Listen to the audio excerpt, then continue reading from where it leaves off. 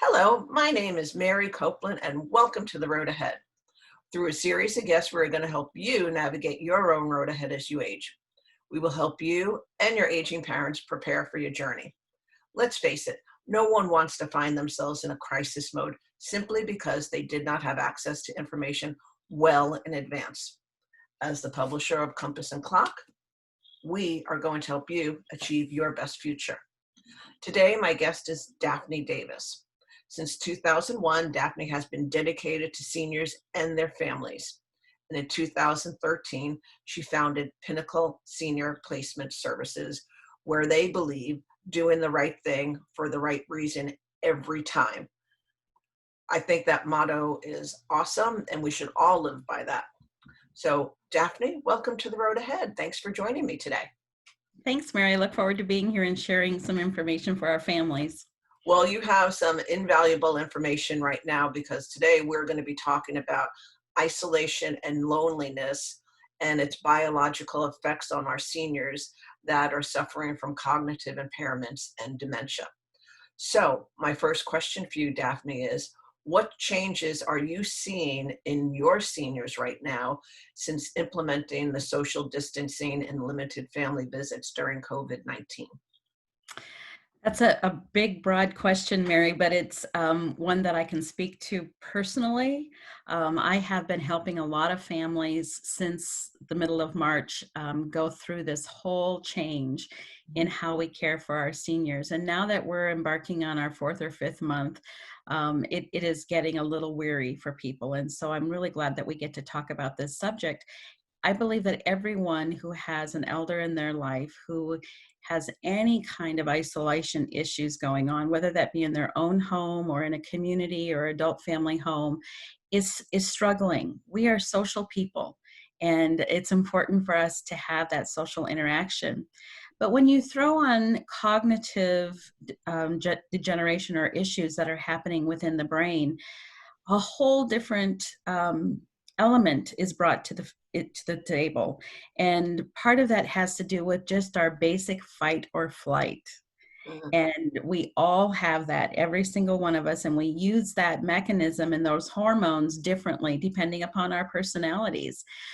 But let's back up just a little bit and talk about the realness of that isolation. And as I said, that could be just in your own home. If you are the senior yourself, it could be your parents that you're having to deliver groceries to, or have the grocery store deliver them to them, and you're just on a phone call basis. It could be you've gotten creative and are using Zoom or another platform to be able to do video chats. But nonetheless, you may be seeing some depression in people. You may be seeing some different behaviors. You may be seeing decline in abilities of people. And I'm talking about our activities of daily living, dressing, walking, managing medications, preparing foods, personal hygiene. Some of those things may be dropping down in terms of the consistency of them being done, or the quality of our personal daily activities being done. And so no matter what the scenario is, just keep a keen ear here. But in terms of the dementia, let's talk specifically about that.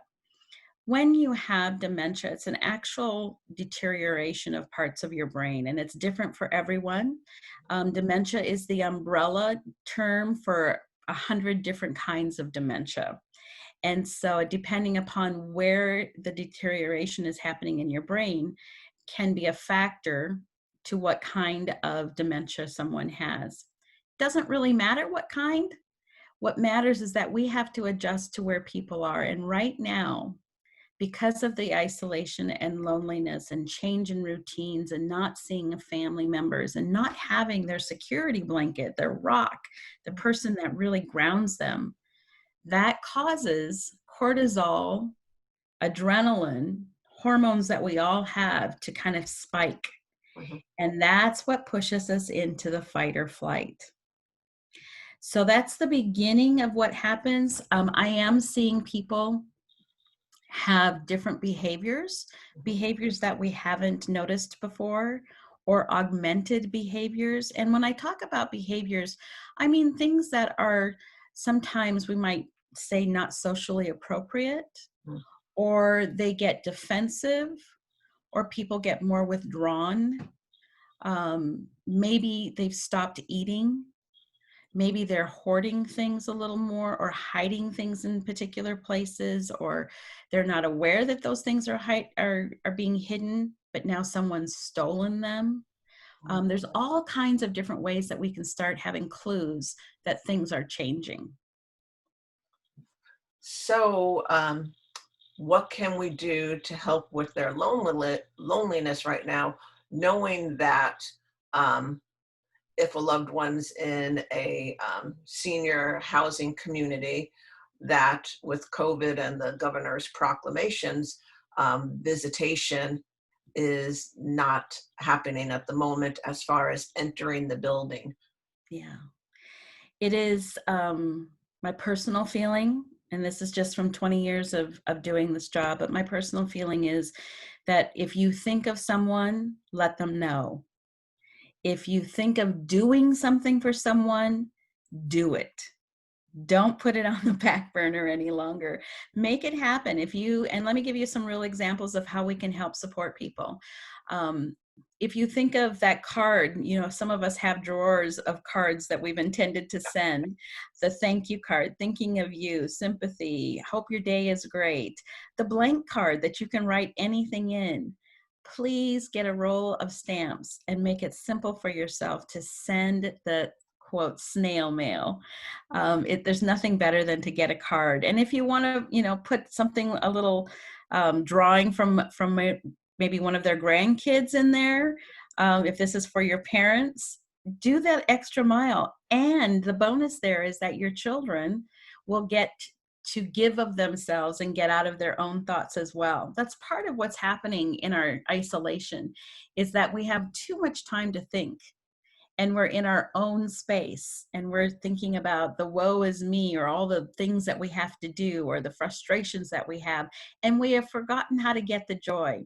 So for you, in giving to somebody else that you think of, that can spark that joy, and who knows where the ripple effect of your action goes.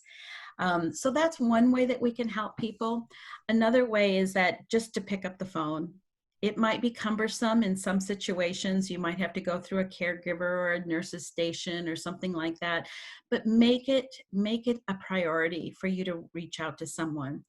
In that conversation with someone who has dementia, please be sure to introduce yourself, even if you are the daughter and she should know your voice. Just make Multiple it times, simple. I'm multiple, sorry?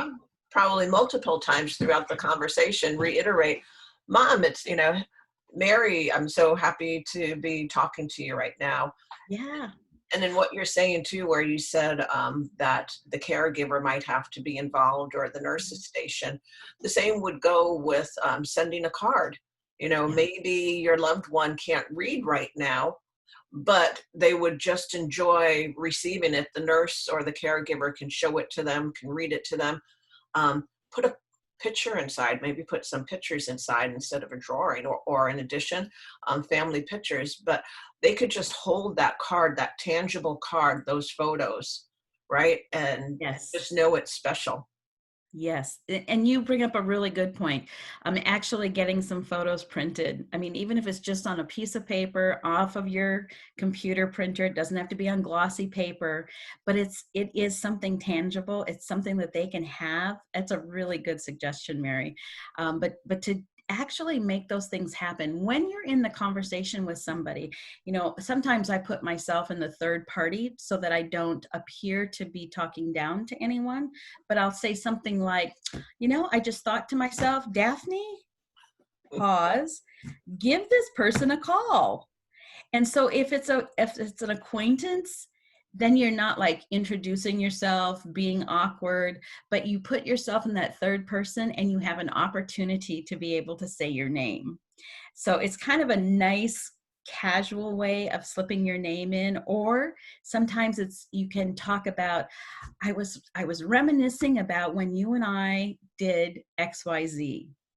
Something to help jog the memory so that they can save face because we don't want to have people go into a higher level of cortisol or adrenaline, or the feelings of, I'm supposed to know this person and I don't. Why? But to help jog a memory of some sort. So that's another way that you can do it. And also, I would say now that we're in the 4th or 5th month for communities, we are getting more creative in terms of how we can actually see each other. And that has to go back to our social being. We are social people.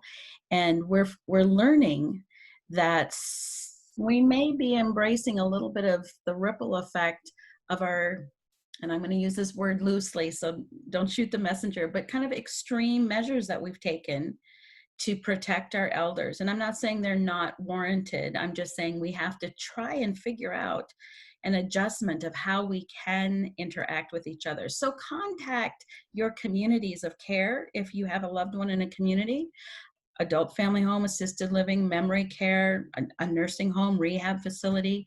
Reach out to them and just ask, is there any new creative ways that you've been able to have us be able to meet our family members face to face? One thing that I'm starting to see a little bit more is a distance of 6 feet outside. That's starting to happen in some communities, and it's case by case. So don't expect it where your loved one is. They have to take their situation and uniqueness under advisement to make sure that everyone is staying safe. The other thing that's kind of happening in all of this, Mary, is that I'm seeing people not get the care that they need. And this is more for the people that are in their own homes. And I want to speak to that just briefly in terms of the biology that happens there. When we expect someone to stay in our world, 2020 reality, and they've got some cognition challenges, that is putting a lot of stress on their whole body systems. And we're expecting them to be able to live while still truly surviving.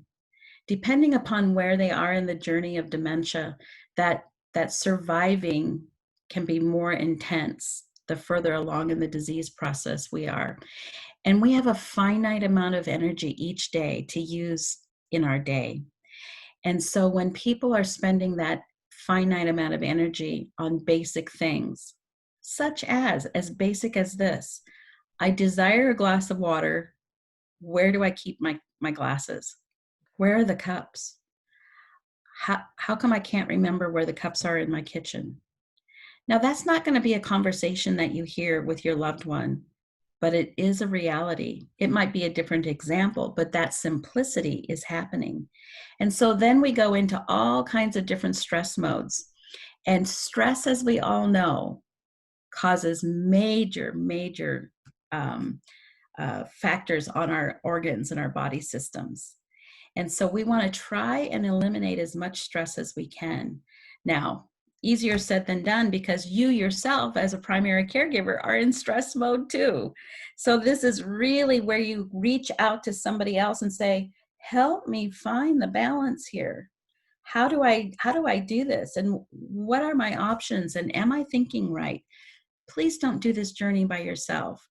Pinnacle is a company that can help you, Pinnacle Senior Placements, and we have been doing this for 20 years to help in your unique story, to be able to figure out when is the right time in this time of COVID, in this time of quarantine and isolation. Is it better for us to look outside our home?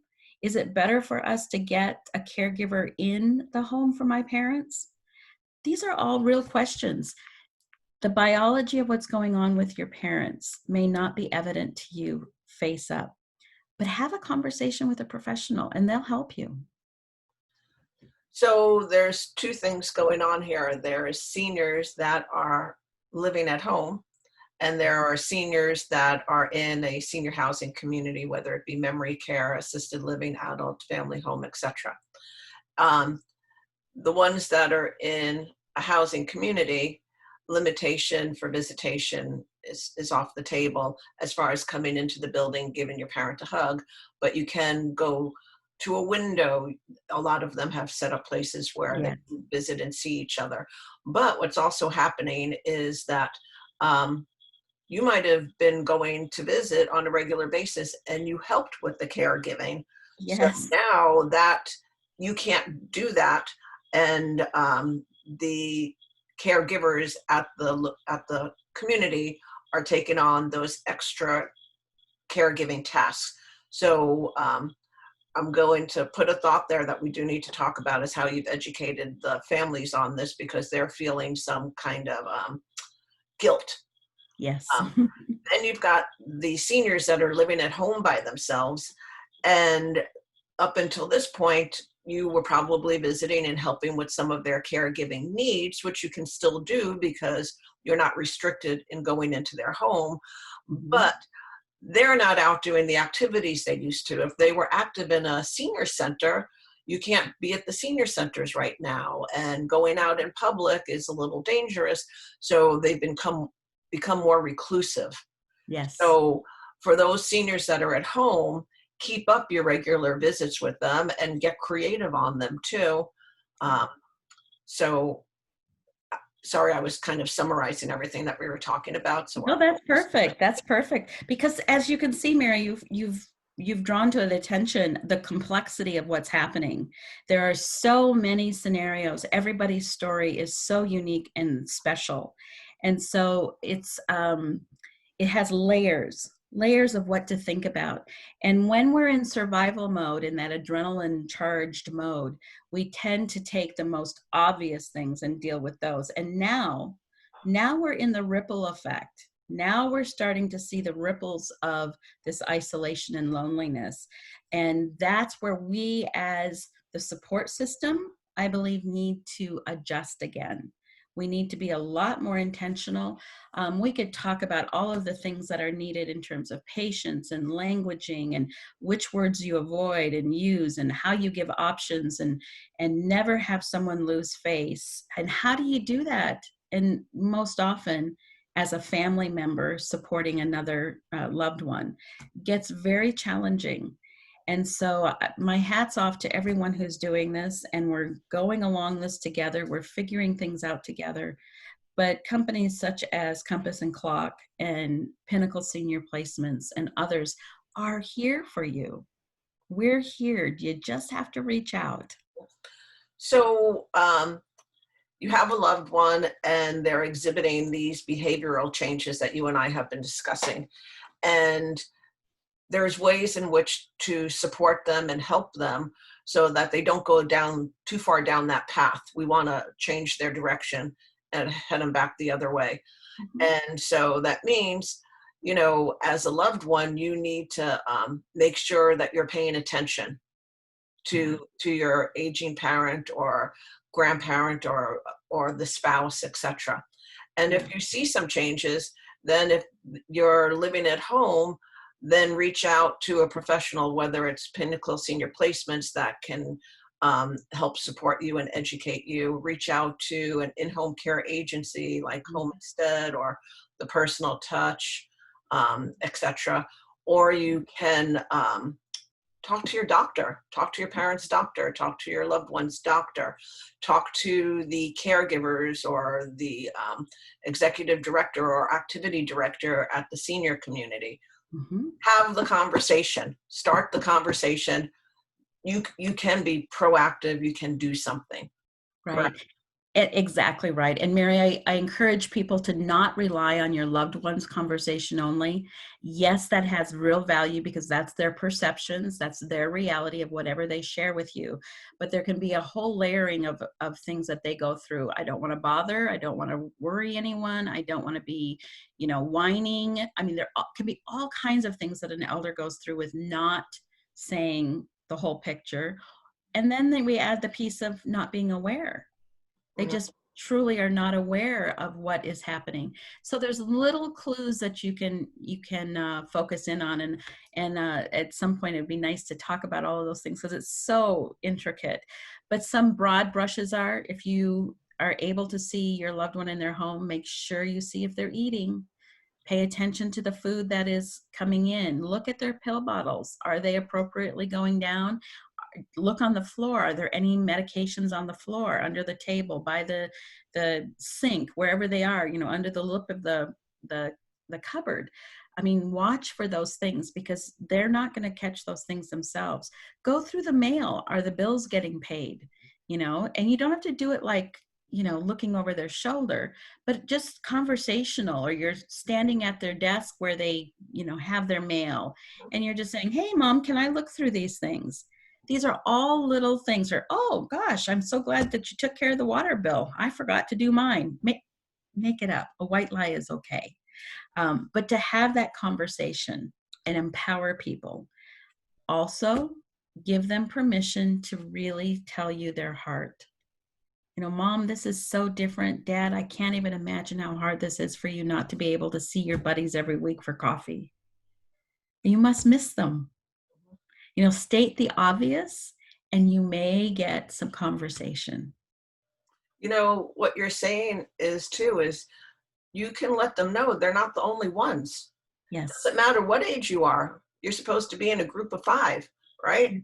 Yes. So you as a adult child are probably going through some of the same things, but you're not suffering from dementia where it's causing more of a problem. So one thing that I would love for us to talk about before we wrap up is when you and I were having a conversation, you were telling me how you've been able to educate the families because they were feeling guilt because they weren't there with mom on their regular visits, and they were feeling like they were the reason that the parent or their loved one was, you know, exhibiting these behavioral issues.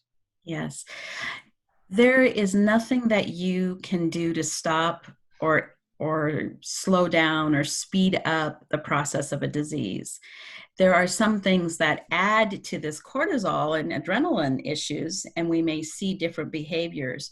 But it's kind of when you see things that are going on or a change, doesn't necessarily mean that you have or have not done the proper things. So please let that go. Just let it go.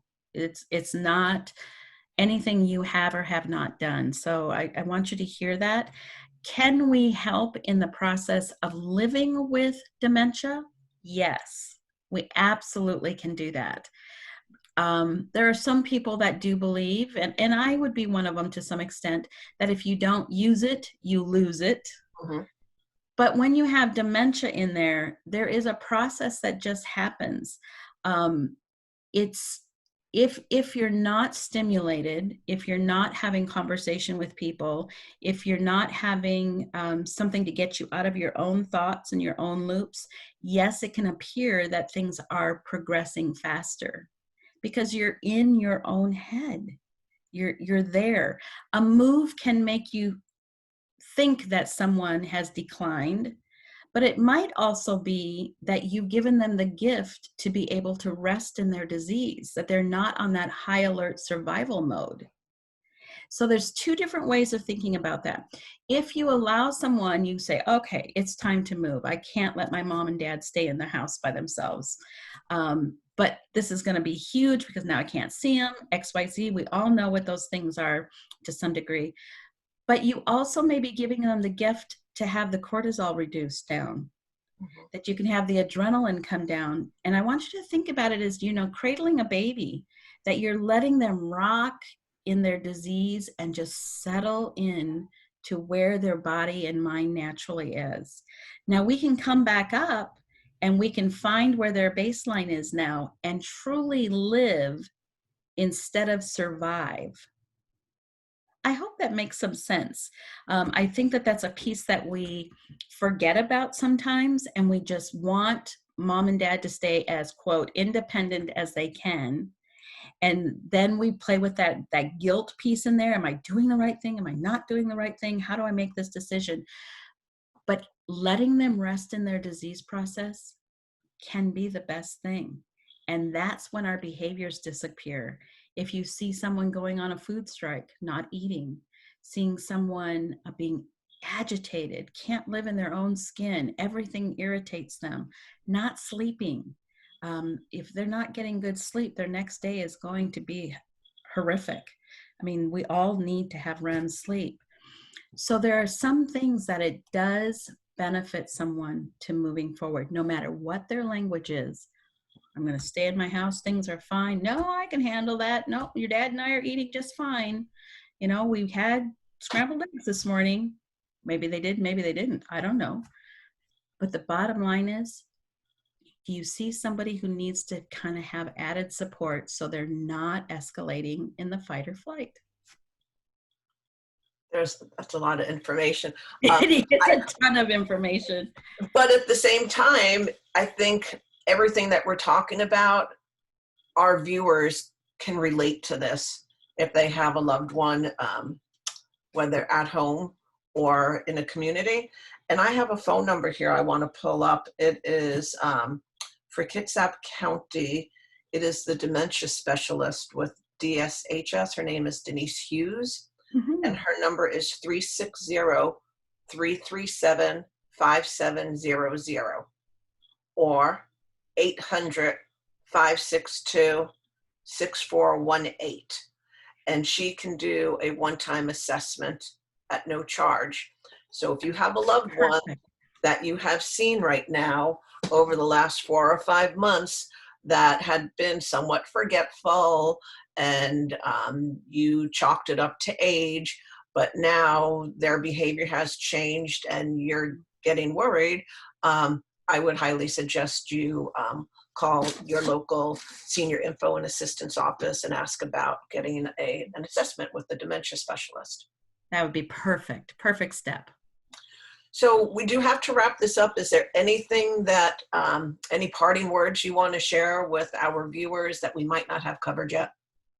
You know, I'd like to give just some words of hope, that no matter what happens in your unique story, it is meant to be. And the only thing that you can do is the very best that you know what to do today. When you gather more information, we can do a better job of whatever the issues are in our life. But most importantly, try to find out ways that you can enjoy your loved ones. They are here for a short time, and cherish those times.